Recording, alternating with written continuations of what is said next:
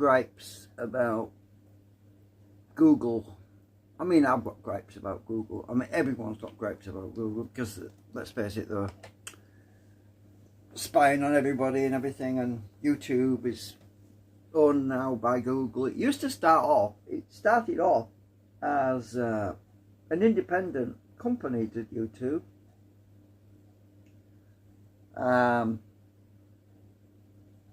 I'll switch cameras in a minute, so I'm just trying to sort my eye out.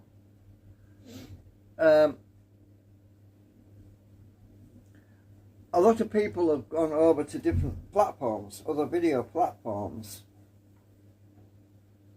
and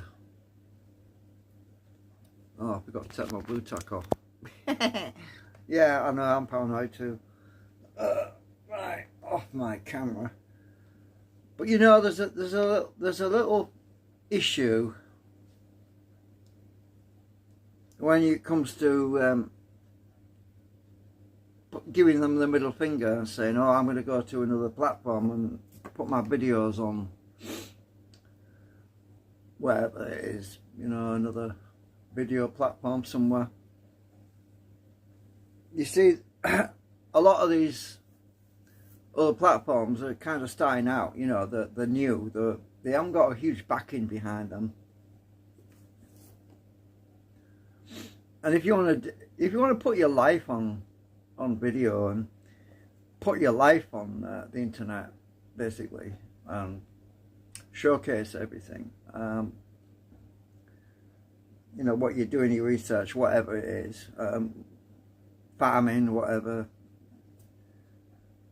You just got to remember one little thing. Are those platforms going to survive? Because we're in a pretty dire situation globally right now. You know, there's a huge economic collapse that's going on.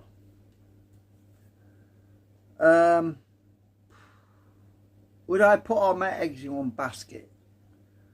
I mean, that's basically what it is putting all the eggs in one basket. You know what? I mean,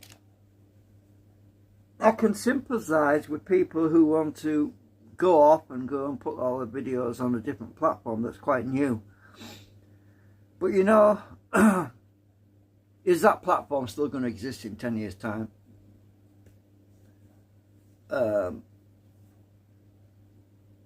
I've seen so many disappear.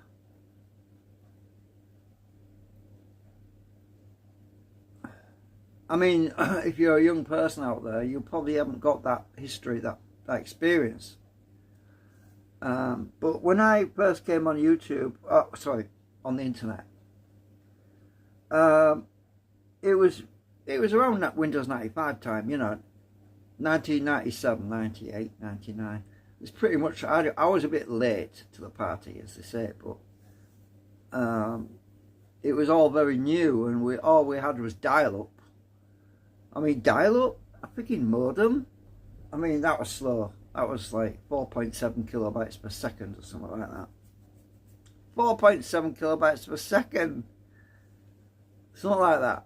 It was terrible. But the files were a lot smaller back then. You know, everything was a lot smaller back then, you know. And to download a 6 megabyte file, it might take you an hour.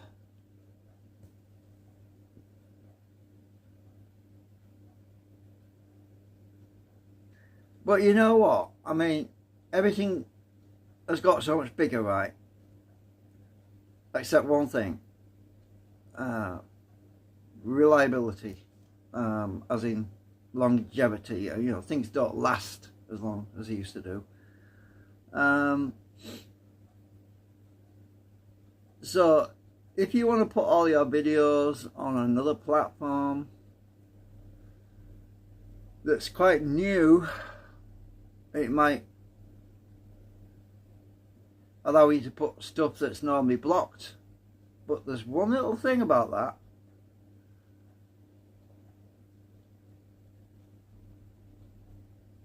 You see, if everybody puts stuff on a new platform that isn't going to censor and block your content, they're leaving themselves wide open to basically been shut down, right? Because it's an excuse. In the future, somebody could come along and say, there's too much stuff on this platform, there's too much stuff on this video channel that's breaking the law, we're just going to shut the whole thing down. So that's what happens, and it's gone. And everything that you put up there is gone.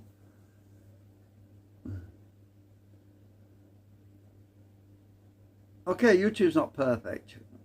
It's not, but at least what they're doing by censoring a lot of content is ensuring that they've got a future, right?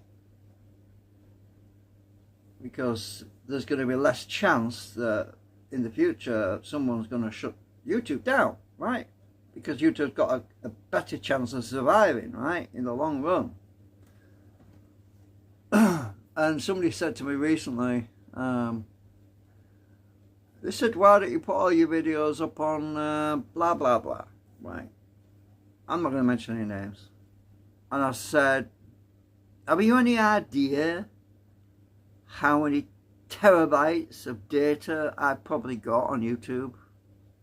I've got close to 1.9 thousand videos. You add all the gigabytes and megabytes and everything. Do you think I could possibly move all of that over to another platform and still be walking around?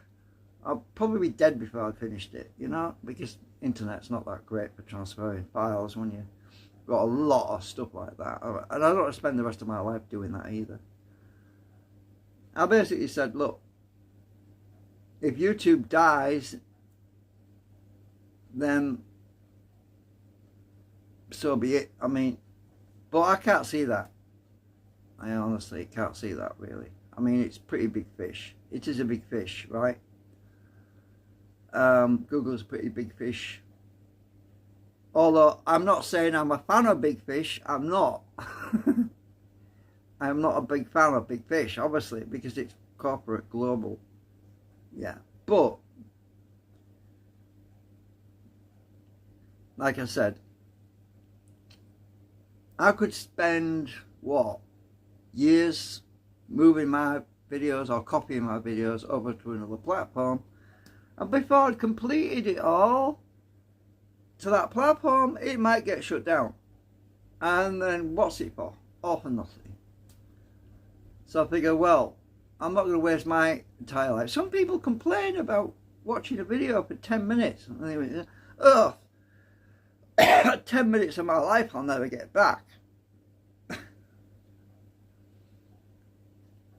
And I'm thinking, yeah, right, it's going to take me a damn sight longer than 10 minutes to move 1,900 videos over to another platform. Or copy them, I should say. So anyway, I mean, I just wanted to say something about that because, I mean, you know, there are certain things in life that are just not practical. I mean, so I started my YouTube channel in 2007, right?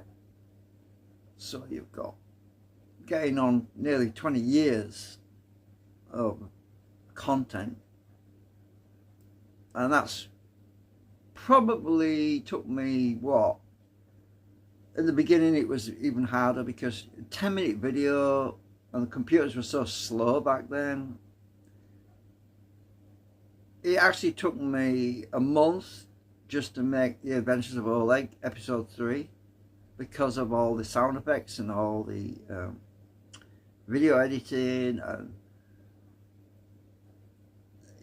and the text-to-speech modification with the voices and everything. It took me about 3 or 4 weeks anyway to just create that 10-minute video, and it really burned me out a bit. I thought, what the hell am I doing all this for anyway, because I'm not even making any money on it.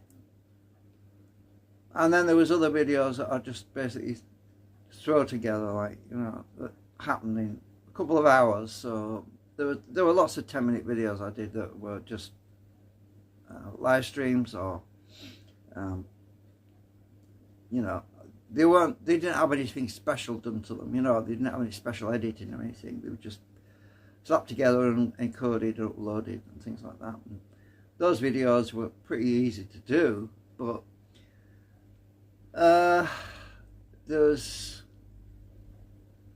a lot of research I did, which I just can't do that again. I just can't. I mean, it's a lot of the stuff I built, I just dismantled, right? For example,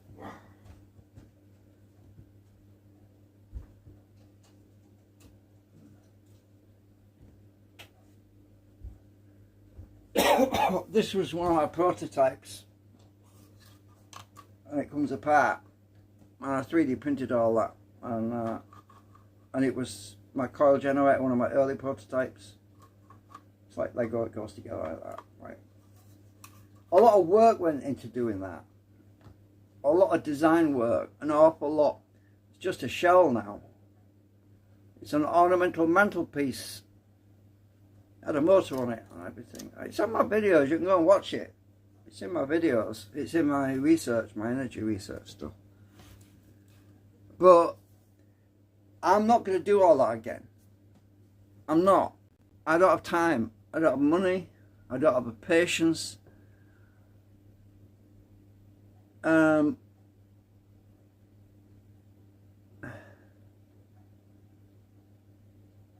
There's such a lot of young people out there who are trying to learn stuff because they didn't learn what they really needed to learn about in school because, what's the word? The education system's really gone downhill. It doesn't teach kids today what they used to teach kids back in the 70s and 60s. They used to teach innovation. They used to teach people how to use their minds, how to think a little bit. They don't really do that anymore. They teach you what to think rather than how to think. So people are hungry for information. They're hungry on figuring out this stuff, but they don't know how to figure it out because they haven't been given the tools, the analytical tools to be able to work this stuff out. And we see it a lot. You know, people come to these YouTube channels and say, I've got a headache, or I don't understand this, I don't understand this, because they haven't got that. They're intelligent probably, yeah, but they haven't got any understanding of how things work anymore, like we used to be given that. We used to be given a lot of inspiration, a lot of encouragement, but nowadays it's been damped down and oh, don't worry about that. Let the experts deal with all that. I mean, you get these stamps on, you know, this equipment you buy. Every time you buy some equipment, it's got a little sticker on the back saying what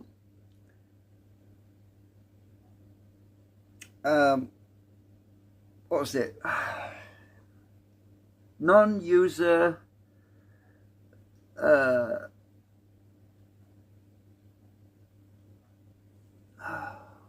shit, I can't think of it now. Basically, it tells you that you're not supposed to look inside. It tells you oh, that's it, non-user serviceable parts inside. In other words, you're not supposed to even look. You're not supposed to open it up. You're not supposed to find out anything about it. You're supposed to just accept it for what it is, and that's it. They discourage people from learning, but do people pay attention to that? No, most people don't. They're inquisitive, they want to know. So the more that it says don't open this piece of equipment up, the more it says that, the more people will want to do it. A lot of people will do it, and 8 times out of 10 they might completely wreck it because they don't understand what they're looking at. And there's the odd few people who will, two people out of 10 who might figure it out and get it working again, you know. But the reason I'm saying that is because when I used to work at the Hi-Fi shop, now when I was self-employed, I can't tell you the number of times that somebody would bring me something to repair and they'd say, I was trying to fix it. I had a look inside, but I can't figure it out. So, and I'd usually say, well, I'm sorry, if you've had it apart, I can't fix it because I don't know what you did. You might have made it worse.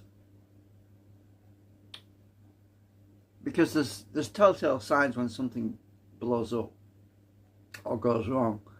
And it's a bit like Sherlock Holmes, you know, you have to look at the signs, look at where the smoke trails go, and you look at see what wires are melted and what components are burnt. And if somebody else has been inside there, you don't know what you're looking at anymore. You're either looking at something that somebody else is doing, or you're looking at the actual fault.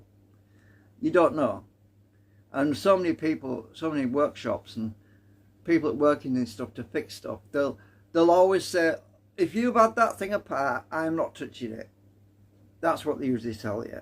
And I can well understand that, and I appreciate that. I mean, because I've seen it myself. It's a nightmare when you're trying to repair something and somebody else that doesn't know what they're doing has been inside it with even with a soldering iron and stuff, and it just makes a big mess. So you know, I'm getting off track a bit here, but what I'm saying is people don't understand technology like they used to do. We used to. I mean, everything used to be serviceable. You used to be able to take the back of a TV and everything was modular. You could unplug a faulty component, plug another one in, but now it's not like that anymore. It's bonded, you know. It was like that remote control I did recently for someone, a friend of mine. The whole front panel was sealed in with this resin stuff. You couldn't even get to the buttons anymore. It was just completely sealed off. Like, it's like the message was, hands off, don't touch me. It was that. But we got it working. It turned out to just be a bad battery connection or something. Well, anyway, I drifted off topic a bit. So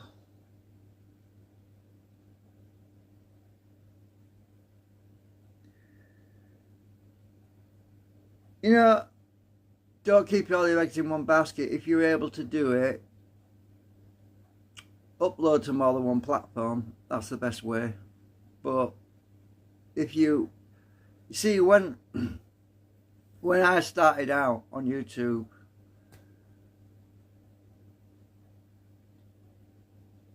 there was really only YouTube around that I could upload to. There was a few others, right? But they've gone. They've disappeared. They've gone forever. There's quite a few. I'm trying to remember one. I'm trying to remember one or two of them, actually. There was... my memory's not good. Blog TV. Blog TV. I uploaded quite a few videos to that. Doesn't exist anymore, I don't think. Actually, does it? Let me check. I don't think it does. I think it's gone.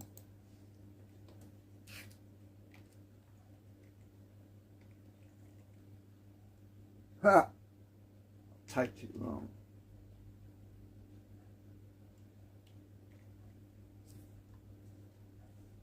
Oh!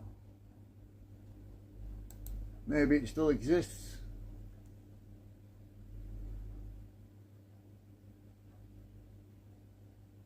Yeah, Blog TV still, maybe. Oh no, hang on.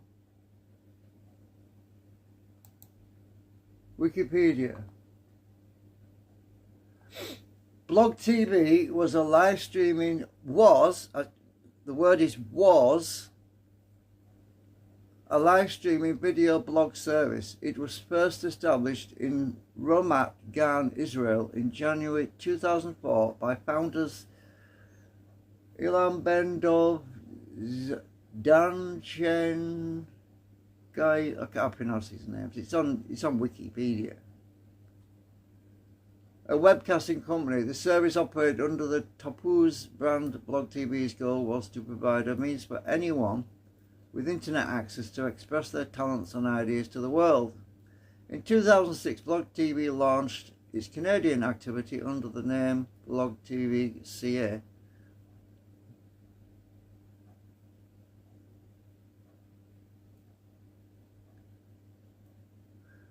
It goes on.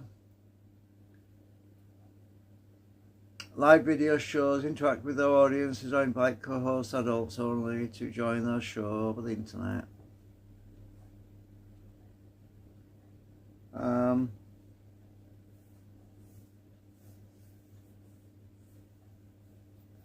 So it also launched in Russia.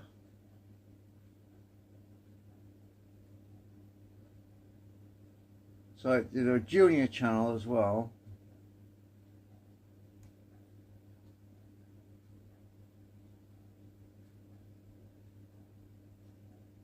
So basically it disappeared for a while.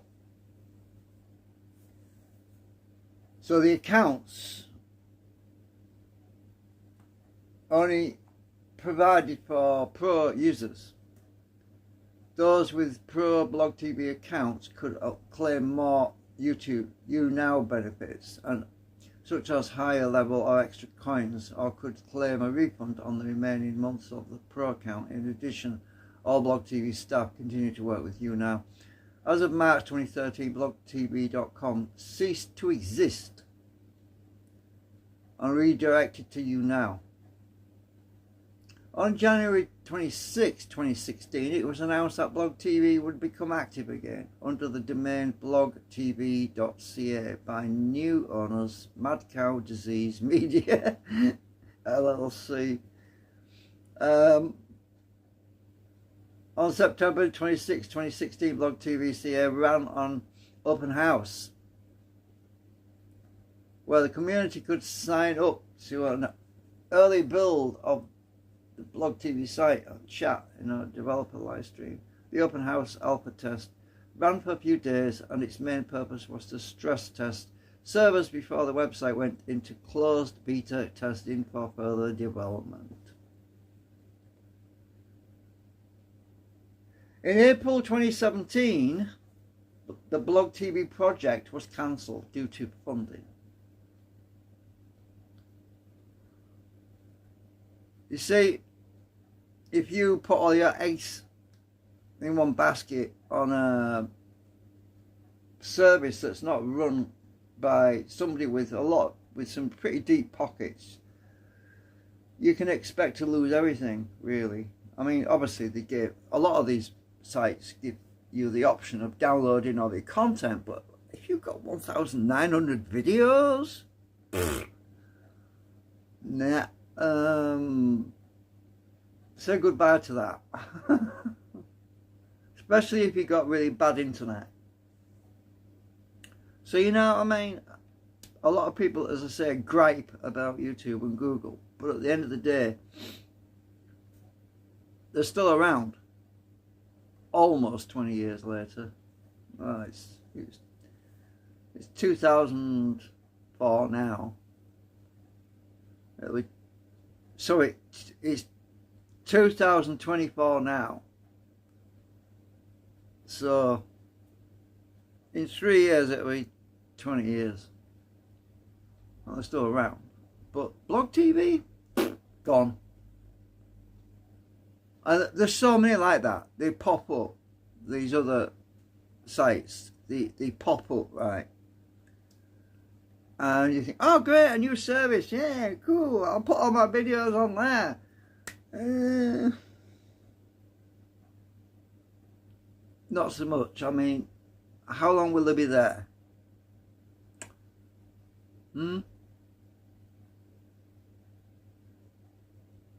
How long?